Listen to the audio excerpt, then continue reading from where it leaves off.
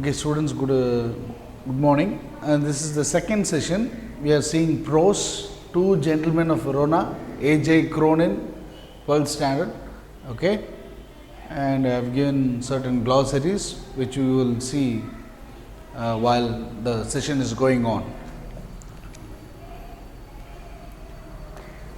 One night we came upon them in the windy and deserted square, resting on the stone pavement beneath the lights. One night we refers to the author and Louis. Author means A.J. Cronin and the driver Louis. They came across these two children at night. What they were doing? They were very tired and taking sleep. Okay, we came upon them in the windy, so it's very night time. Okay, windy and deserted square. Deserted square means a place where no human beings are there. A deserted, left place, abandoned place, a place where human beings do not live. Okay, that is what we say. See, first word, abandoned, deserted, abandoned, uninhabited places where human beings do not live. Okay, they have left that place. That is what abandoned, deserted. Okay, so the poet, the author and the driver, they were able to see these two kids sitting on a deserted place. Okay, windy deserted square, resting on the stone pavement. That is one bench, stone bench, and they were taking rest there. Okay, taking rest there. Pavement means what? The pavement means sidewalk. You can see a place where pedestrians walk on the side of the road. Okay, they were sitting there and taking rest beneath the lights. Nicola sat upright, tired. So these two kids were always working, busy, so they become tired, and Niccolo was sitting on the stone bench. He was sitting upright, tired. A bundle of unsold newspaper lay at his feet. Jacopa, his head resting upon his brother's shoulder, was asleep. It was nearly midnight. So it was nearly midnight. We can see Nicola sitting on the pavement, on the stone bench, and Jacopa is taking rest on his brother's shoulder. Okay, it was nearly midnight. The author and A.J. Cronin and driver, they were able to see these two kids. Why are you out so late, Nicola? So there is one question. Why are you out so late, Nicola? The author is asking, A.J. Cronin is asking, the narrator is asking the kid, why are you out so late, Nicola? So the reply is coming, waiting for the last bus from Padua. We shall sell our papers when it comes in. Must you work so hard? You both look rather tired. We are not complaining, sir. Waiting for the last bus. So there is a question put by the author to those kids. It's midnight. What are you doing here? So the answer is, the reply is from Niccolo that they are waiting for the last bus which comes from Padua. Okay, so that they could sell their papers and make some money. Okay, so that is the reason. Must you work so hard? Why is there any particular reason you should work so hard? It is already midnight. So that is what the question. You look very, very tired, and you're waiting for the last bus so that you could sell those papers. So must you work so hard? Is a question raised by the author. So the boy said, we are not complaining, sir. We are not complaining, sir, means the children, they are very, very, very curious in not expressing their hard work or tiredness. We are not complaining, sir. Okay, I hope you understand this sentence. By next morning, so it has become the next morning, when I went over to the fountain to have my shoes shine, I said, Nicola, the way you and Jacopa work, you must earn quite a bit. So the next morning, the author is able to see those two boys once again shining shoes, and he is putting a question. Nicola, the way you and Jacoba work, you must earn quite a bit. So you're doing lots and lots of jobs, lots and odd jobs, like selling strawberries, hawking newspapers, okay, polishing shoes, taking the tourists to different places. So you must earn quite a bit. But there is one doubt by the author. What are they doing with the money? Okay, they must earning a lot of money and they must do something, but he is curious and he is having a doubt that these two children are not eating properly. Okay, see the next stanza. You spend nothing on clothes, you eat little enough. When I see you have a meal, it's usually black bread and figs. Tell me, what do you do with your money? So the author is asking, he is telling that you are earning a little bit, but you are not spending money on clothes, or you are not spending money on food. I barely see you eat, and you are eating just what breads and figs. Figs means fruit. Okay, it's a fruit. Okay, so he is asking, what do you do with all the money you earn? He colored deeply under his sunburn and then grew pale. Okay, he looked to the ground. So when the question was asked to Nicola, he colored deeply under the sunburn. Colored deeply. Colored means he is showing a feeling. Okay, he is not willing to express, he is not willing to reveal why they are working. So he colored deeply. He just put his head down. Okay, his sunburn means those two boys were working very hard under the sun. That is why it's sunburn. Okay, and his face is turning pale because he is in a situation.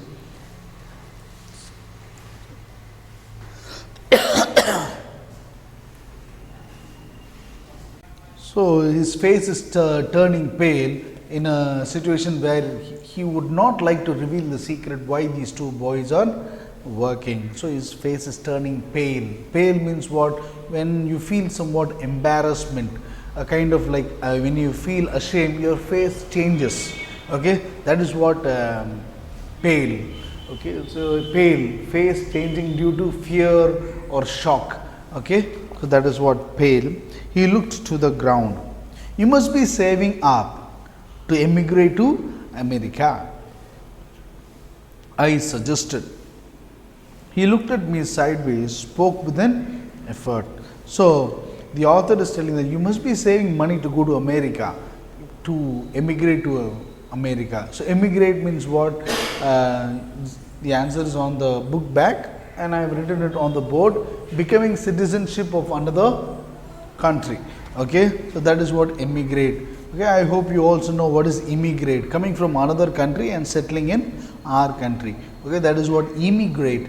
This is emigrate. Okay, so see what the boy is telling. We should greatly like to go to the States, but here at present we have other plans. So this is we. So they are telling, yes, we would like to go to the States, but at present they have some other work. They have other plans. So the author is asking what plans? Okay, what plans? He smiled uncomfortably. So he is not willing to reveal. Those two boys are not willing to reveal the reason why they are working so hard. Okay, but the author is very keen on asking why these two boys at this young age, being 13 and 12, working so hard, putting a lot of effort, okay, even till midnight. He smiled uncomfortably. Just plans, sir, he answered in a low voice. Well, I said, we are leaving on Monday. Is there anything I can do for you before we go? So the author is asking, look boys, we are leaving on Monday. So the author is leaving the town on Monday. So is there anything I can do? I can help you. I can do a favor to you. So there is a question. The author is willing to help them in any way. Okay. Nicola shook his head. Shook his head means shaking his head. telling no. Okay. But suddenly Jacoba, the younger brother, sir, he burst out. Burst out means what? Increasing your tone. Burst out. Sir, every Sunday we make a visit to the country, to Poleta, 30 kilometers from here. Okay, from this place they would like to go to a place called Poleta, which is from here 30 kilometers.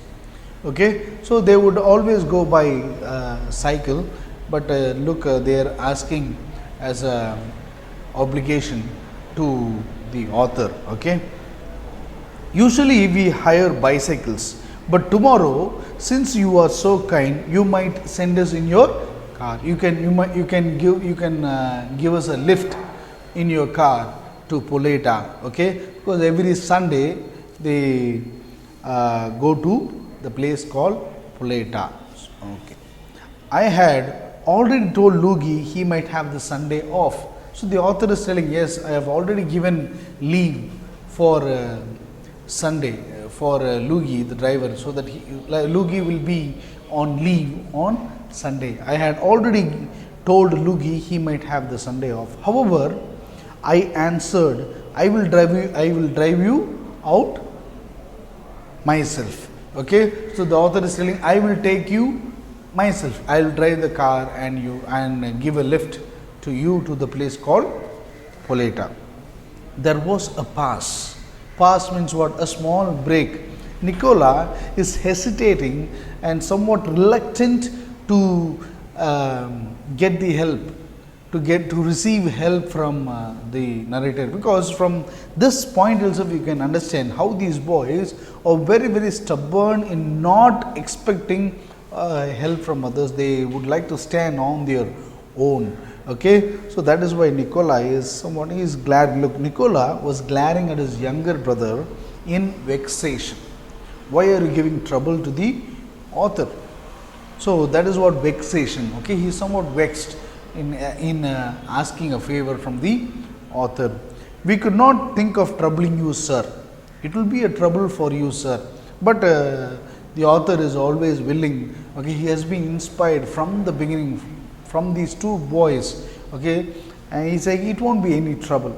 He bit his lip, then in a rather put out tone he said, very well. So Nicola, after some time, he is biting his lips and in a rather put out tone. Put out means what? Low voice. Okay, telling in a low voice, okay sir, very well sir, you can take us to Poleta. The following afternoon we drove to the tiny village set high upon the hillside. I imagined that our destinations would be some humble dwellings. Okay, so the next afternoon they are all setting off to the place. Okay, tiny village, it's a small village which is on the hillside. Okay, I imagined that our destination, so the author is having some imaginations, that is destination. Destination means what? The place where you are going to reach. That is what we say, destination. Okay, destinations would be some humble dwellings. He is expecting, imagining it will be a nice place, quiet place. Dwellings. Dwellings means what? Shelter, a place to live. Place, a living places. Okay, that is what dwellings. Dwellings means shelter, place where human beings can live. Okay, dwellings. But directed by Jacoba, we drew up at a large red roofed villa surrounded by a high stone wall. I could scarcely believe my eyes, and before I could recover breath, my two passengers had leaped from the car. So before reaching the place, they have reached a place. It's a large red roofed villa surrounded by high stone wall. Okay, large high roofed place surrounded by high big stones. Okay, high stone wall, and I could scarcely believe my eyes. Before I could recover breath, my two passengers had leaped from the car. Okay, he could not believe. Within a couple of minutes, the two boys disappeared. They have jumped out of the car. Means they have gone very soon from this. They have come out of the car. Okay, we shall not be long, sir, perhaps only an hour. So they are telling the author that it would take them an hour. So the author, and they are giving a suggestion that you can go to the town or village, take a drink, okay, tea or coffee, and we will be back within an hour. Look, they are giving a suggestion. We shall not be long, sir, perhaps only an hour. Maybe you would like to go to the cave in the village for a drink. They disappeared beyond the corner of the wall. They disappeared. Those two boys disappeared, and they gave a suggestion to the author to go and have a drink or a coffee somewhere in the village cave. After a few minutes, I followed. I found a grilled side entrance and determinedly rang the bell. Okay, but the author did not go. He was very curious and very curious to know what is happening, where these boys are going. So he started following them, and there is a grilled entrance, and he determinedly rang the bell. Okay, grilled entrance where there is a grill, a big grilled gate. Okay, he rang the bell. A pleasant looking woman with steel rimmed spectacles appeared. So one woman is appearing there, one woman is coming there. She is wearing spectacles, okay, steel rimmed spectacles. I blinked as I saw that she was dressed in the white uniform of a trained nurse. So she was wearing a white uniform and she was a nurse. I just brought two small boys here. The author is telling the nurse, I just brought two boys here. Ah, yes, her face lit up. She opened the door to admit me. Ah, yes, and she's opening the door for the author and accepting his entrance. Nicola and Jacoba, I will take you up. Oh, those two boys, Nicola and Jacoba, I'll take you up. So she is guiding the author to the place where they would be. She led me through a cool tiled vestibule into the hospital. For hospital, the villa had become. So she is guiding the author to the hospital vestibule. Vestibule means lobby. Okay, they are walking in the lobby, the hospital. At the door of a little cubicle. Cubicle means a small room. Okay, at the door of a little cubicle, the nurse passed, put her finger to her lips, and with a smile bade me look through the glass partition. So they stopped in front of the cubicle, and the nurse is giving us a signal to see inside the glass partition. Okay, through the glass, she is asking the author to look through the glass in front of the cubicle. Cubicle means a small room. The two boys were seated at the bedside of a girl of about 20, who, propped up on pillows, wearing a pretty lace jacket, was listening to their chatter, her eyes soft and tender. So, from this passage, you can understand that the two boys were sitting near a girl who was about 20, and her pillows were propped up. Okay, pillows propped up means keeping the pillow for your comfort on your back. Okay, and she was wearing a pretty lace jacket, was listening to their chatter. They were conversing. Okay, chatter means conversing. What they were talking. Her eyes soft and tender. She looked very gentle, very young, soft and tender. One could see at a glance her resemblance to her brothers. So her face, resemblance, the appearance were similar to those brothers. So one can easily judge that they were all those three were brothers and sister. A vase of wild flowers stood on her table beside a dish of fruit and several books.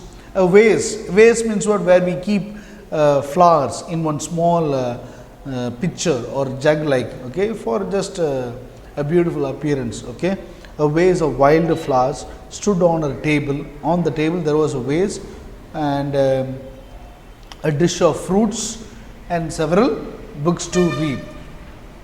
Won't you go in? The nurse murmured. Lucia will be pleased to see you. So the nurse is asking the author to go inside the hospital. You can go inside the room, and want you go and see, so that Lucia will be very happy. She'll be somewhat satisfied seeing an outcomer. Okay, I shook my head and turned away, but the author said no, and he turned away. He just went away. I felt I could not bear to intrude upon this happy family party. I felt I could not bear to intrude. The intrude means what? To interfere, to cut in. Okay, there is one happy family party. They are reuniting, and they are having a pleasant. They are having some chatting. Okay, why I should go and interfere? So he feels he could not bear, he could not tolerate to go and interrupt them, disturb them. Okay, that is what intrude upon this happy family party. But at the foot of the staircase, in the stairs, okay, at the foot of the staircase, I drew up means stopping. Okay, I drew up. The author is catching the nurse and verifying the reasons behind this two boys and that girl, the connection between this girl and these two brothers.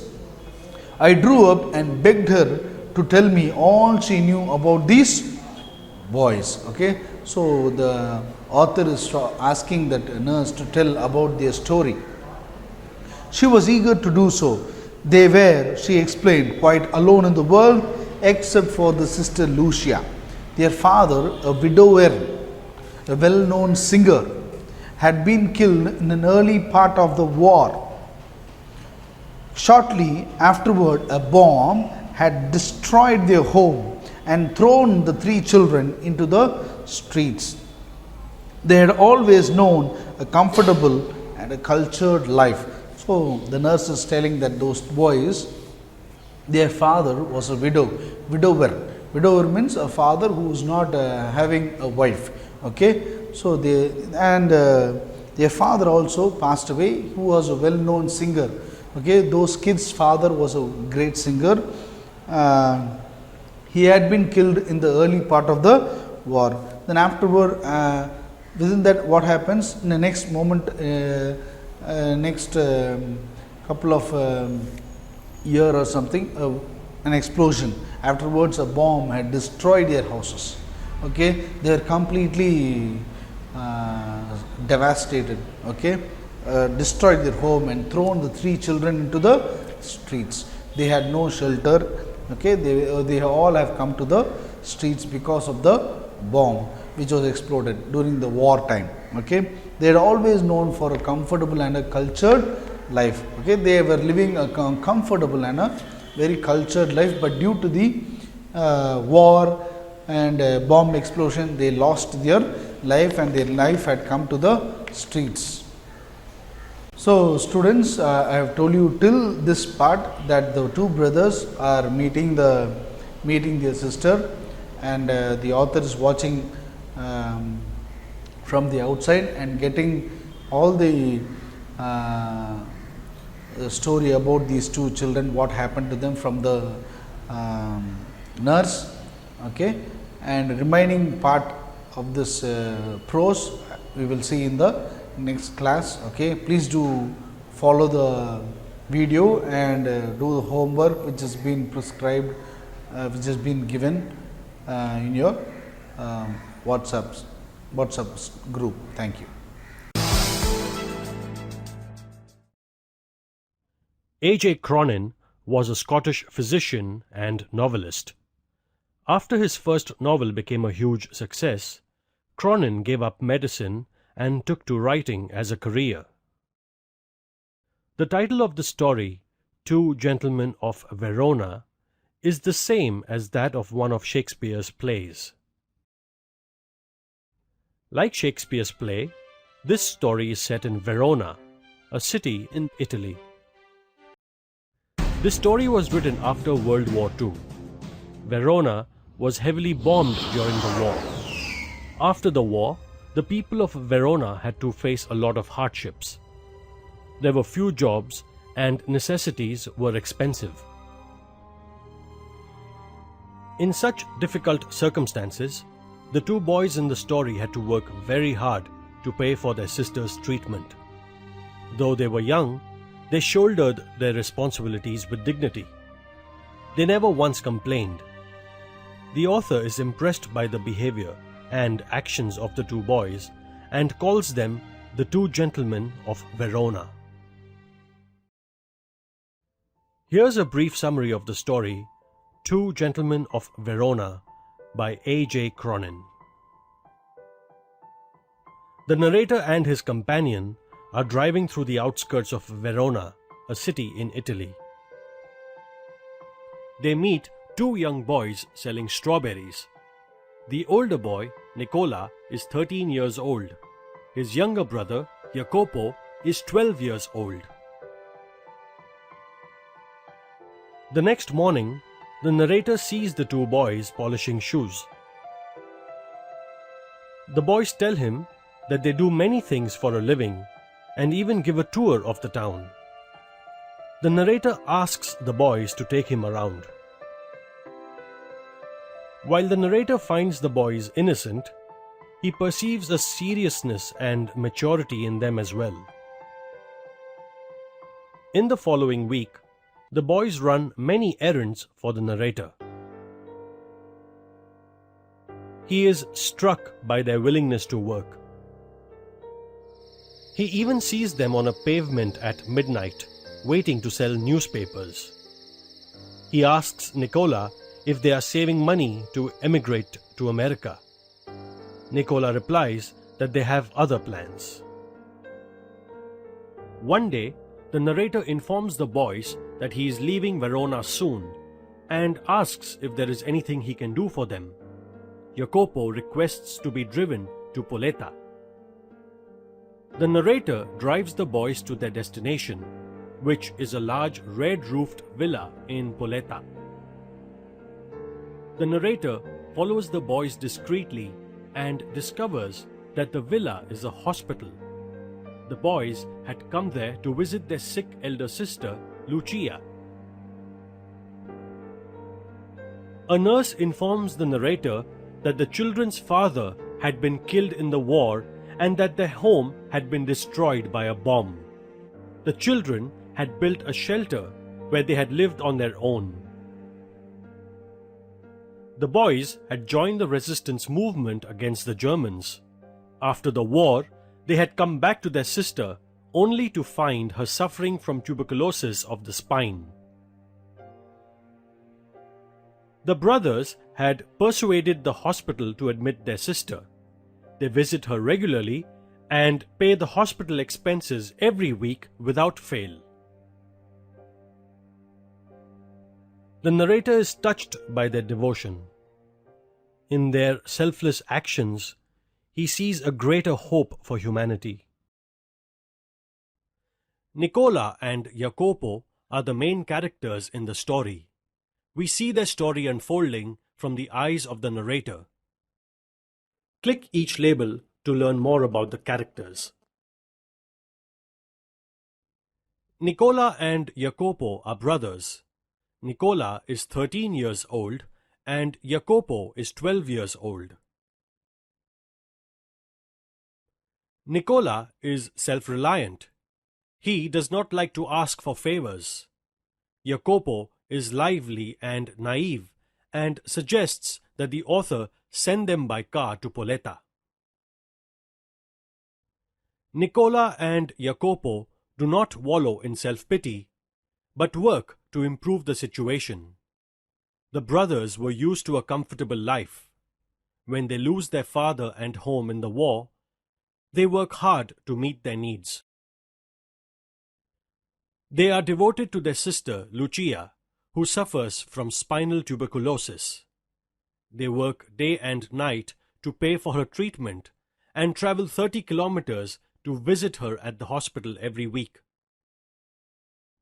They are self-sacrificing.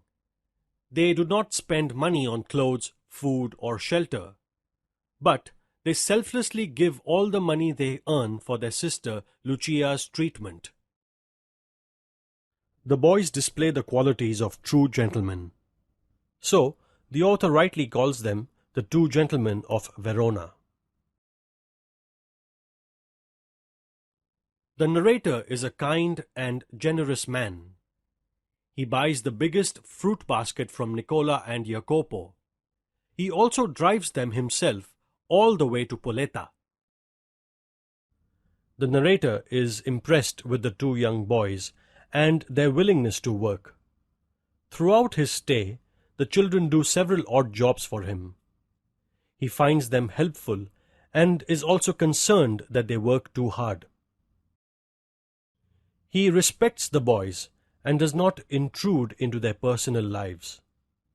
When he learns about their ailing sister and their efforts to treat her, he does not broach the subject with them.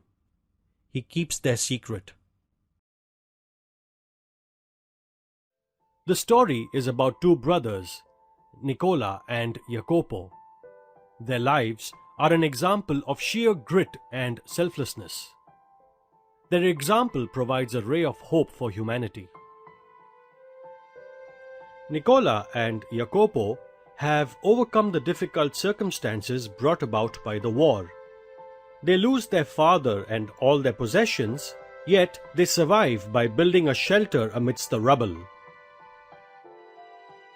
When they realize that Lucia suffers from tuberculosis, they don't give up on her.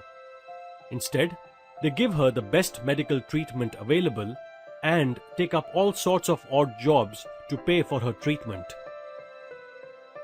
Rather than quit, they face their challenges spiritedly.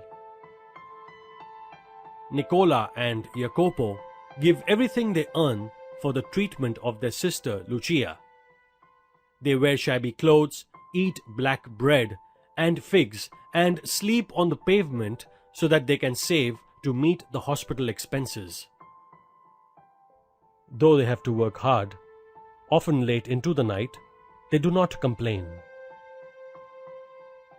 Nicola and Jacopo appear shabby and unkempt. Even the narrator's driver, Luigi, disapproves of their outward appearance. But once the narrator gets to know and observe the brothers, he realizes that they have noble qualities of self-sacrifice, honesty, and resilience. Though outwardly, they do not look like gentlemen,